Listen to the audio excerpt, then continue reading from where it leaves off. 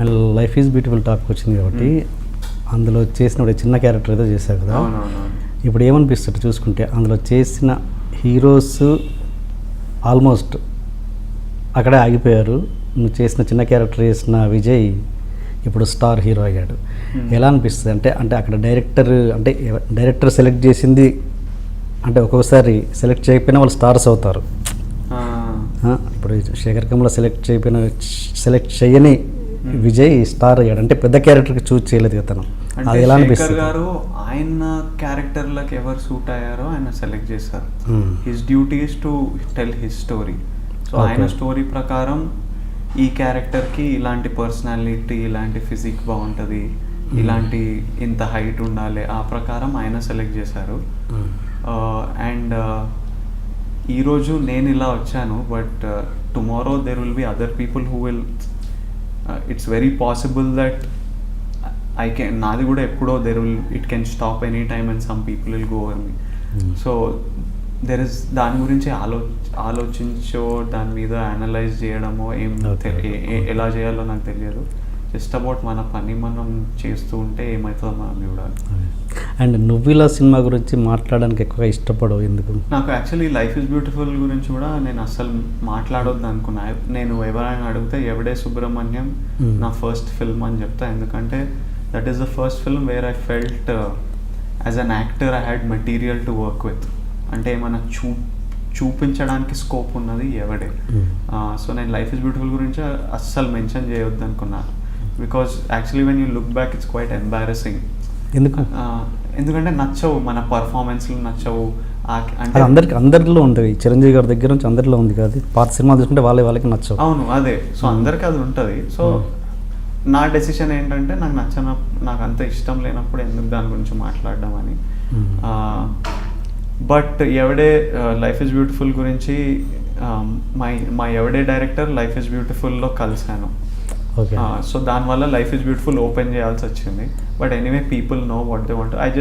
There is nothing for me to say. దేవర్ ఆపర్చునిటీకి గురించి స్ట్రగుల్ అవుతున్నప్పుడు దేవర్ stuff that I got that I did. అంటే ఇది చూసి ఏమైనా బెటర్ రోల్ వస్తుందేమో అనే హోప్, ఒక ఆప్టిమిజం ఉంటుంది. ఇది చూసి ఎవరైనా డైరెక్టర్ మనం పిలుస్తారేమో. That's what keeps a whole bunch of మేము స్ట్రగ్లింగ్ ఫేజ్లో ఉన్నప్పుడు మా అందరికి ఇచ్చే హోప్ ఇదనమాట. అరే ఈ సినిమా చేసి ఎవరో ఒకరు చూసి మనకు ఆపర్చునిటీ ఇస్తారేమో, నెమ్మదిగా అలా ల్యాడర్ క్లైంబ్ చేయొచ్చేమో అని అదో hope. So those films definitely played their part in my life. They gave me hope ఆ టైంలో. ఇంట్లో చెప్పడానికైనా వీడేదో చేస్తుండని చెప్పడానికి. So they serve their purpose. Just that I don't necessarily, అంటే to me it's not my potential. So I don't want to talk about it. And చిన్న characters ఇచ్చిన ఈ డైరెక్టర్స్ ఎప్పుడైనా ఈ స్టార్డమ్ వచ్చాక కలవడం జరిగిందా? లైక్ శేఖర్ గారిని కలిసా, పెళ్లి చూపుల ముందు కలిసాను. రవిబాబు గారిని కలవలేదు. నువ్విలా తర్వాత మేము ఒక యాడ్ ఫిల్మ్ చేసాము, దాని తర్వాత మేము కలవలేదు. థియేటర్లో ఏంటి చేసింది, అక్కడ ఎక్స్పీరియన్స్ ఏంటి? నేను డిగ్రీలో ఉన్నప్పుడు సిటీ, నేను అప్పుడు దిల్సుఖ్ నగర్లో ఉండేవాడిని. సో మా కాలేజ్ కాచిగూడ, కొత్తపేట దగ్గర. దిల్సుఖ్ నగర్ కూడా కాదు. కొత్తపేట నుంచి కాచిగూడ పోవాలంటే నాకు అప్పుడు బైక్ ఇవన్నీ ఏం లేవు. సో సిటీ బస్సులో వెళ్ళాలి. నేనేమో 10th వరకు హాస్టల్లో పెరిగాను, బోర్డింగ్ స్కూల్లో. అక్కడ జస్ట్ వాకింగ్ డిస్టెన్స్. నా స్కూల్ ఇక్కడ ఉంటే మా హాస్టల్ ఇక్కడ ఉంటుంది. బ్యూటిఫుల్ ప్లేస్, అసలు most lovely place to study. సడన్గా సిటీకి వచ్చేసరికి పొల్యూషన్. మాకు అక్కడ వెహికల్స్ కూడా చాలా తక్కువ. పుట్టపర్తిలో, నా స్కూల్ పుట్టపర్తిలో ఎవరైనా. It's a valley, pure air ఉంటుంది, ఫ్రెష్ ఉంటుంది. సడన్గా ఇక్కడ నాకు ఈ గాలే నాకు సరిగా పడకపోతుండే. తర్వాత బస్సులో ఇట్లా తిరిగితే వామిటింగ్ సెన్సేషన్ వస్తుండే. సో నాకు బస్సు అంటే ఇరిటేషన్. తర్వాత ఆ బస్సు కాచిగూడకి వెళ్ళాలంటే కాచిగూడ అని రాసి ఉండదు, 101, 107 ఇట్లా ఉంటుంది. ఇప్పుడు అదే వరకు అర్థం కావాలని నాకు తెలియదు. అంటే తెలిసిన వాళ్ళకి ఓకే, కానీ నెమ్మదిగా 101 పట్టుకో, అక్కడ నుంచి కోటిలో దిగు, కోటిలో ఇది పట్టుకో, అక్కడ నుంచి ఇక్కడ దిగు. నాకు అది it's like next level complication అనమాట. ఈ జర్నీ అంతా చేయాలా నేను, దీనికంటే సర్జరీ చేయడం ఈజీ అనిపిస్తుంది. అండ్ బస్లో నూకులాట, so congested, so I didn't like it, so I wouldn't go to college. ఆ జర్నీ తట్టుకోలేక మ్యాక్సిమం అవాయిడ్ చేస్తుండే కాలేజ్. అంటే కొంచెం లేట్గా లేసి మమ్మీ ఈరోజు ఒకే పీరియడ్ ఉంది, అది ఆల్మోస్ట్ అయిపోయింది, వెళ్ళి వేస్ట్, అలా ఏదో కథలు చెప్తూ I would study at home. ఆ బుక్స్ ఉంటాయి కదా, we can study at home actually. So ఇంట్లో చదివేసేవాడిని, కొన్ని అస్సలు అర్థం కావు, అవి ట్యూషన్ పెట్టుకొని ఇంటి దగ్గర పెట్టుకొని చదివేవాడిని.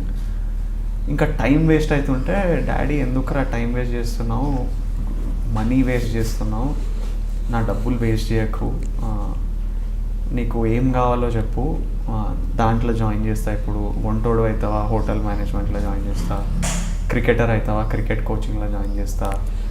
ఓకే, ఆ స్టోరీ అంతా తెలుసు. నేను అది ఆ థియేటర్ ఏమంటారు, ఆ థియేటర్లో నేర్చుకున్న ఎక్స్పీరియన్స్ ఏంటి?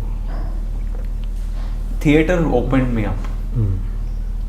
థియేటర్ అనేది ఇట్ వాజ్ అంటే నేను అప్పుడు కంప్లీట్ రెబల్ ఫేజ్లో ఉండే అనమాట. నథింగ్ ఎఫెక్ట్స్ మీ, కేర్ ఫ్రీ ఫేజ్, ఏదైనా చేస్తా, నువ్వు నన్ను ఏమైనా నువ్వు భరిస్తా, ఆ ఫేజ్లో ఉండే. సో హిమాయత్ నగర్లో ఒక ఇన్స్టిట్యూట్ ఉంటుంది, డాడీకి పరిచయం వాళ్ళు. సో అక్కడ డాడీ అక్కడ జాయిన్ చేశారు. సో అక్కడ ఒక 2 months వర్క్షాప్ చేశాను. It gives you a base, అంటే కొంచెం ఇట్ బ్రేక్స్ ద మోల్డ్. అంటే మనం చాలా అందరం చాలా ఏమంటాం, ఫ్లెక్సిబుల్ అవుతారు, అంటే జస్ట్ బ్రేక్స్ యూ ఓపెన్. అందరం మనం చాలా స్టిఫ్ ఉంటాం కదా, అంటే ప్రజెంటేషన్ ఇస్తుంటాం, that this is my image and నేను ఇలాంటి వాడిని అని. Like I'm a soft spoken. నా పర్సనాలిటీ ఏంటంటే నేను ఇంట్రోవర్ట్, నేను ఎక్స్ట్రోవర్ట్, నేను మాట్లాడతాను, నేను కూర్చున్నప్పుడు ఇలా, నా వాకింగ్ స్టైల్ ఇలా. యాక్టింగ్లో నువ్వు ఇంట్రోవర్టా ఎక్స్ట్రోవర్టా సాఫ్ట్గా మాట్లాడతా, you should be able to do anything. So it breaks up. నువ్వు ఇంట్రోవర్ట్ అయినా ఎక్స్ట్రోవర్ట్ అయినా అక్కడ వెళ్ళాక థియేటర్ వర్క్షాప్కి వెళ్ళినప్పుడు అరువురా అంటే అరవాలి, గట్టిగా వాడిని తిట్టు అంటే తిట్టాలి, మూసుకొని ఉండు గంట సేపు అంటే మూసుకొని ఉండాలి. So it gave me the basis. But after that acting is to me it's first of all it's all in the head. It's all in the head completely, 100%. So how much you can think, I think what differentiates actors is the brain, అంటే how they see each thing. వాళ్ళకి వచ్చే ఒక scene నాకు ఇస్తే ఒకలాగా చేస్తా, ఇంకో యాక్టర్కి ఇస్తే ఇంకోలాగా చేస్తాను, ఎందుకంటే వాళ్ళకి వేరే ఐడియా వస్తుంది. సో ఎవరికి బెటర్ ఐడియా వస్తే వాళ్ళ పర్ఫార్మెన్స్ అట్లా. కొన్ని చూస్తే అరే ఈ సీన్ చేస్తున్నప్పుడు ఇలా చేద్దాం అని ఎలా అనుకున్నాడు అనిపిస్తుంది. డైరెక్టర్లే మనకు చెప్తే we wouldn't have thought like that. డైరెక్టర్కి ఆ క్యారెక్టర్ తెలుసు కాబట్టి వచ్చి చెప్తాడు, లేదు ఈ సీన్లో ఇలా చేయాలి. So those ideas are what make a performance. So దాని మీద you need to have good imagination, read more, watch more cinema.